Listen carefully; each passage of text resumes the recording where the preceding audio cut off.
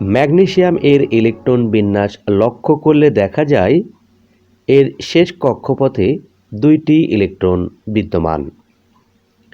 Magnesium সেই 2টি electron ত্যাগ করে তার নিকটবর্তী নিষ্ক্রিয় গ্যাস নিয়নের মতো ইলেকট্রন বিন্যাস অর্জন করে, অর্থাৎ সর্বশেষ শক্তি স্তরে 8টি ইলেকট্রন গঠন করে ম্যাগনেসিয়াম 2+ আয়নে পরিণত হয়।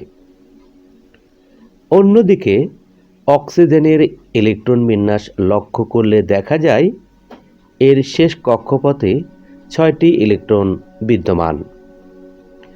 অক্সিজেন পরমাণু ম্যাগনেসিয়ামের ত্যাগকৃত 2টি ইলেকট্রন গ্রহণ করে তার নিকটবর্তী নিষ্ক্রিয় গ্যাস নিয়নের মতো ইলেকট্রন বিন্যাস অর্জন করে, অর্থাৎ সর্বশেষ শক্তি স্তরে 8টি ইলেকট্রন গঠন করে অক্সিজেন 2- আয়নে পরিণত হয়।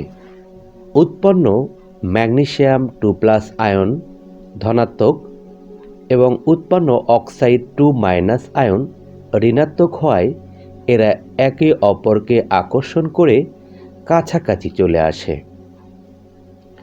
এর ফলে এদের মধ্যে একটি স্থির বৈদ্যুতিক আকর্ষণ বল কাজ করে এবং এরা পরস্পর যুক্ত হয়ে আয়নিক বন্ধনের মাধ্যমে ম্যাগনেসিয়াম অক্সাইড নামক যৌগ উৎপন্ন করে।